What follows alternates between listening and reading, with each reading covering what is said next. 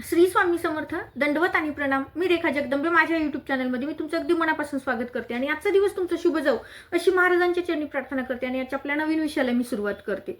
मैत्रिणींनो, मागच्या व्हिडिओमध्ये आपण पाहिलेलं आहे शिव कोण आहेत किंवा शिवांनी जे काही गोष्टी धारण केलेल्या आहेत ते धारण करण्यामागं ते आपल्याला काय सूचित करतात किंवा त्यासोबतच देव कोण आणि भगवान कोण यामध्ये काय फरक आहे या माहितीचा व्हिडिओ आपण मागचा पाहिलेलाच असेल. जर पाहिला नसेल तर आपल्या चॅनलवरती जाऊन तो व्हिडिओ पाहून घ्या, म्हणजे तुम्हाला शिव कोण हे समजेल. कारण श्रावण महिना सुरू होतोय, तर श्रावण महिना सुरू होण्याच्या आधी, व्रत सुरू करण्याच्या आधी सगळ्यात पहिल्यांदा आपल्याला शंभूंची ओळख व्हायला हवी. शंभू कोण आहेत, शंभू आपल्याला काय सांगतात, त्यांच्या प्रत्येक धारण करणाऱ्या वस्तू आपल्याला काय सूचित करतात, हे जे काही शंभू आपल्याला सांगत असतात तर ते शंभू कोण आहेत हे पहिल्यांदा आपण जाणून घेणं महत्त्वाचं आहे. तर त्यामुळं आवर्जून आधी अपलोड केलेला व्हिडिओ आवर्जून पहा आणि त्यानंतरचा या व्हिडिओमध्ये आपण काय पाहणार आहोत ते मी तुम्हाला सांगते की या व्हिडिओमध्ये आपल्याला शंभूंनी आणखीन दुसऱ्या कुठल्या वस्तू धारण केलेल्या आहेत. कारण पहिल्या व्हिडिओमध्ये आपण डमरुका धारण केलेला आहे, त्रिशूळ, आणि त्यांच्या गळ्यामध्ये धारण केलेला विषारी, सगळ्यात विषारी असा साप म्हणजे वासुकी हे त्यांनी का धारण केलेलं आहे आणि ते धारण करण्यामागं आपल्याला ते काय सूचित करतात हे आपण आधी पाहिलं. तर आजच्या व्हिडिओमध्ये आपण पाहणार आहोत की शंभूंनी चंद्रमा का धारण केलेला आहे, डोक्यावरती चंद्र धारण करण्यामागं ते आपल्याला काय सूचित करतात, त्यानंतर गंगा जटांमध्ये का सामावून घेतलेली आहे, त्यासोबतच भस्म, शंभूंच्या अंगाला सगळं भस्म आहे तर ते भस्म काय सूचित करतं.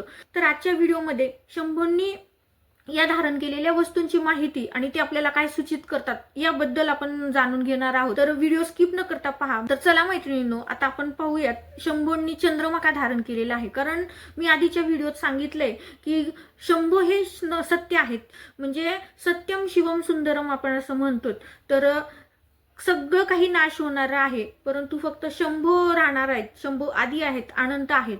तर हे आदी आणि अनंत रूप आपल्याला काय दर्शवतं, तर त्यातलं आपण शंभूंनी जेव्हा चंद्रमा धारण केलेला असतो तर ते चंद्रमा का धारण केलेला आहे, त्याची पौराणिक कथा काय आहे आणि त्यासोबतच चंद्र आपल्याला काय सूचित करतो, म्हणजे शंभूंच्या डोक्यावरती जो चंद्र आहे तो आपल्याला काय सूचित करतो, तर याबद्दल पहिले जाणून घेऊ. तर मैत्रिणींनो, शंभूच्या डोक्यावरती जेव्हा चंद्र धारण केलेला आहे तर त्याची पौराणिक कथा अशी आहे, जेव्हा समुद्रमंथन झालं तर समुद्रमंथनाच्या वेळी जे हलाहल विष निघालेलं होतं तर ते विष शंभूंनी ग्रहण केलं. आता हे सगळ्यांनाच माहिती आहे. आता ती शंभूंनी विष ग्रहण केल्यामुळे त्यांच्या अंगाचा दाह होत होता, त्यांना त्रास होत होता आणि चंद्राला आपण शीतल म्हणतो.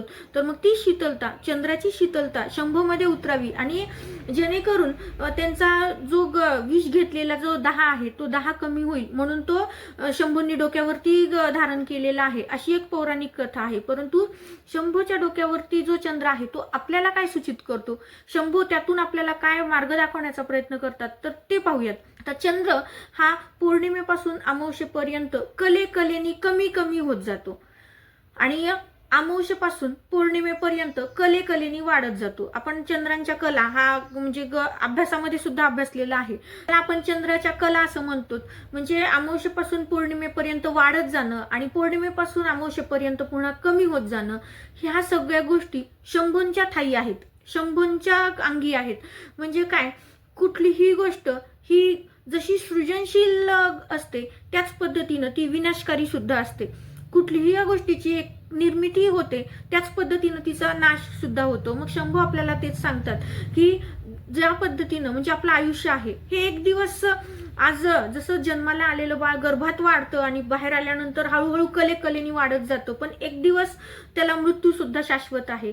तर हेच शंभू आपल्याला सांगतात, ज्या पद्धतीनं चंद्र कलेकलेनी वाढतो आणि कलेकलेनी कमी होतो त्याच पद्धतीनं आपलं आयुष्य सुद्धा असतं.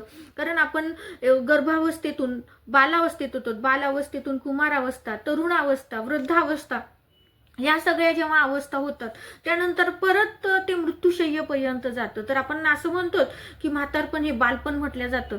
म्हणजे काय, तर कुठलीही गोष्ट ही जेव्हा निर्माण होते तर ती निर्माण झाल्यानंतर तिचा स्तर हा वाढत वाढत जातो. म्हणजे मग त्या चांगल्या गोष्टी असो अथवा वाईट गोष्टी असो त्या कलेकलेने वाढत जातात, परंतु एक ठराविक काळ आल्यानंतर, एक पूर्णत्व आल्यानंतर त्या पुन्हा कलेकलेने कमी होतात. म्हणजेच काय तर प्रत्येक गोष्टीचा विनाश सुद्धा निश्चित आहे. ज्या पद्धतीनं सृजनशीलता आहे त्याच पद्धतीनं विनाश सुद्धा आहे. तर हे कोणाच्या अंगी आहे तर हे शंभूच्या अंगी आहे, हे शंभूच्या ठाई आहे. म्हणजे शंभू ज्या पद्धतीनं सृजनशीलतेतून ब्रह्मांड निर्माण करतात त्याच पद्धतीनं या ब्रह्मांडाचा विनाश करण्याची ताकद सुद्धा शंभूमध्ये आहे. हेच आपल्याला शंभू दर्शवत असतात. त्यामुळेच शंभूंनी चंद्रमा धारण केलेला आहे आणि तो चंद्रमा आपल्याला ह्या गोष्टी शिकवत असतो किंवा ह्या गोष्टी सूचित करत असतो की शंभूंच्या काही निर्मितीचे सुद्धा गुण आहेत आणि विनाशाचे सुद्धा गुण आहेत. त्यामुळं जे काही आहे, जे काही आदी अनंत आहे ते फक्त शिव आहे, म्हणून आपण शंभूंना भगवान असं म्हणतो.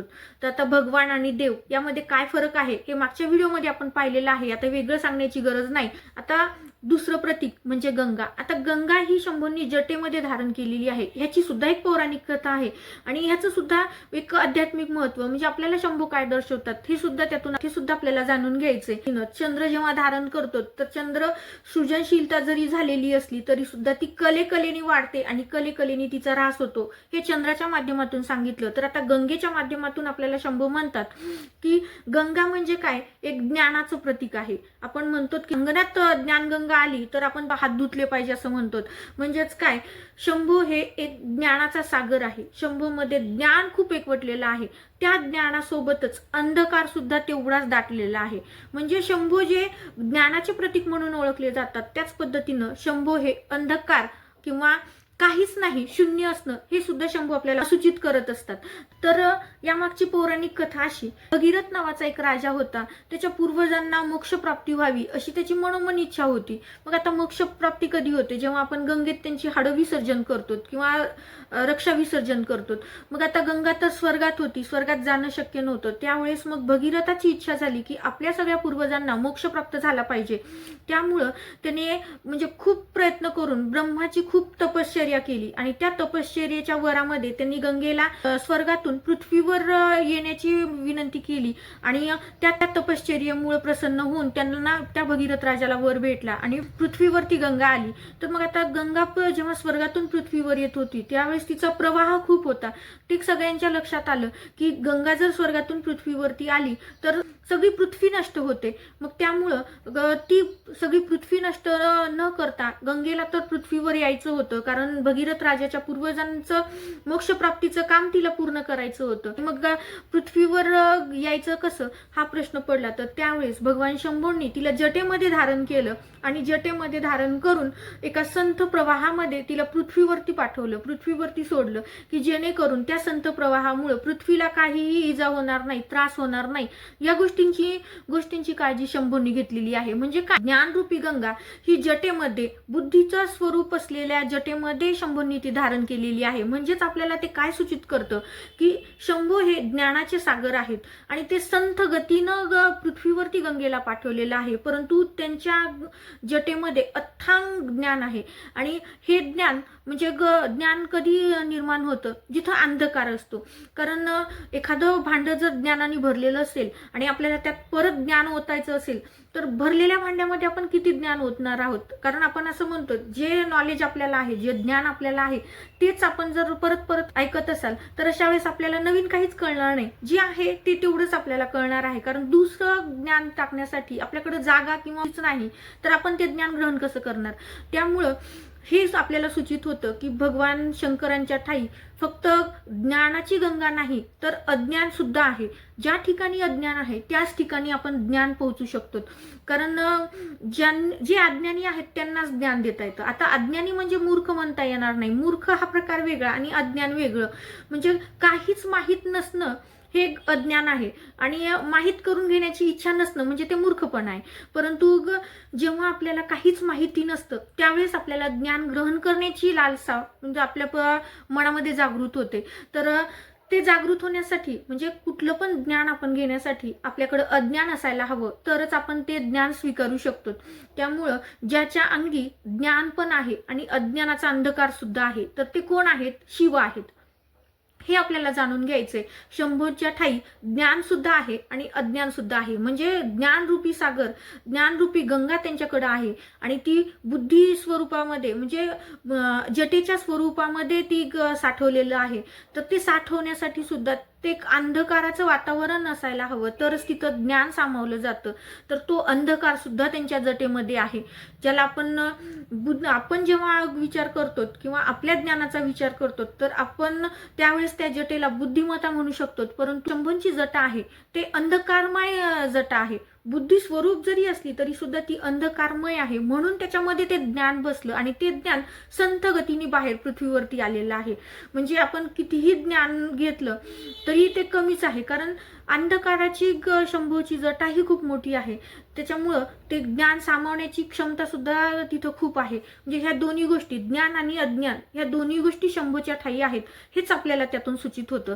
तर आहे भस्म. शंभू स्वतःच्या अंगावरती भस्म का लावतात किंवा ते भस्म आपल्याला काय सूचित करतं, तर यामागची पौराणिक कथा अशी आहे. जेव्हा सतीने तिचा देह त्याग केला, यज्ञकुंडामध्ये तिने उडी घेऊन तिचा शरीराचा त्याग केला, त्यावेळेस शंभूंना तिचा विरह सहन होत नव्हता. तर त्यामुळं भगवान विष्णूंनी जे सतीचं शरीर होतं त्याचं जे भस्म तयार झालेलं होतं ते भस्म शंभूंच्या अंगाला लावलं की जेणेकरून सती कुठेही गेलेली नाही, सती त्यांच्या जवळ आहे हा आभास त्यांना व्हावा, म्हणून सतीचं जे भस्म होतं ते भस्म शंभूंना लावलेलं आहे. तर ही यामागची पौराणिक कथा आहे. त्यामुळं शंभूंना भस्म लावतात. परंतु हे भस्म काय आपल्याला दाखवतं, भस्माच्या माध्यमातून काय सूचित करतात, तर हे शरीर नश्वर आहे. म्हणजे कुठलंही शरीर असो हे नश्वर आहे, ते एक दिवस संपणार आहे किंवा ते एक दिवस राख होणार आहे. तर सगळ्यात शुद्ध काय, तर भस्म, ज्याला आपण राख असं म्हणतो. सगळं जळून गेल्यानंतर जे राख तयार होते ते सगळ्यात सुंदर आहे आणि ते अंतिम सत्य आहे. कुठल्याही आयुष्याचं, सजीवांचं अंतिम सत्य काय आहे, तर आपलं शरीर हे नश्वर आहे. एक दिवस ते शरीर जसं जन्माला आलं तसंच ते एक दिवस जाणार आहे. म्हणजे हे भस्माच्या माध्यमातून शिव आपल्याला सूचित करतात. कारण सगळे देव सोने, हिरे, चांदी ह्याची आभूषणं घालतात, परंतु भगवान शंभू हे भगवान आहेत आणि हे आपल्याला सूचित करतात की हे अलंकार सोन्या चांदीचे घालण्यापेक्षा आपण ज्या शरीरावरती अलंकार घालायलोत तर ते शरीरच नश्वर आहे. एक दिवस हे शरीर राख होणार आहे. म्हणजे आपलं आयुष्य आपण किती जगायलोत, म्हणजे आपण दीर्घायू आहोत का चिरंजीवी आहोत ह्याच्याशी काही देणं घेणं नाही.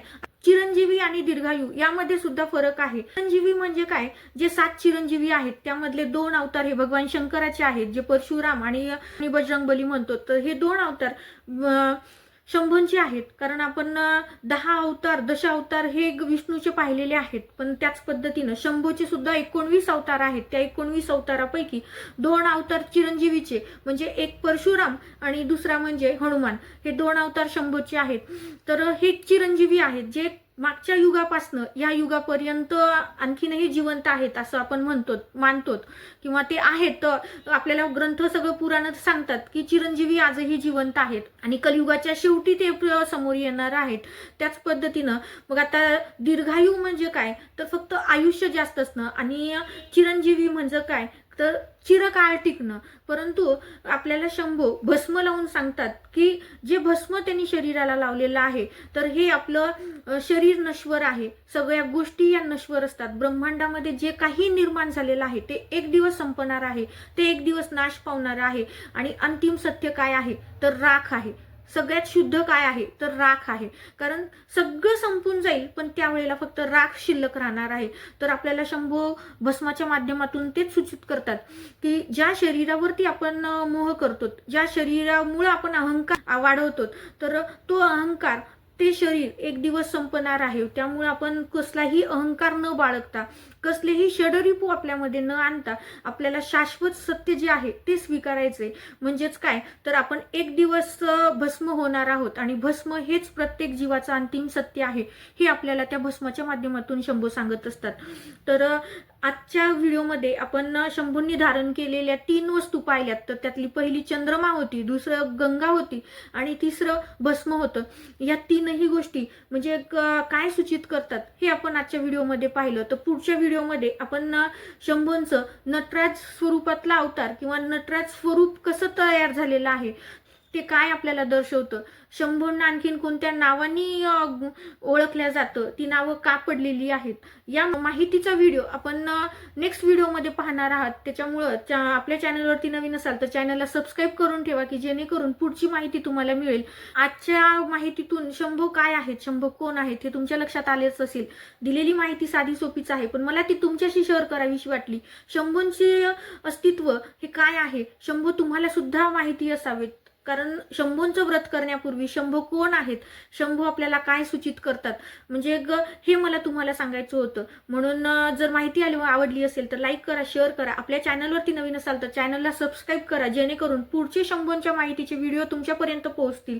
त्यामुळं बेल आयकॉनला सुद्धा क्लिक करून ठेवा की नेक्स्ट व्हिडिओ तुम्हाला लगेच मला मिळेल आणि ती माहिती सुद्धा तुम्हाला जाणून घेता येईल. केलेली सेवा मी शंभूंच्या चरणी रुजू करते आणि हा व्हिडिओ इथंच थांबवते. श्री स्वामी समर्थ. दंडवत आणि प्रणाम.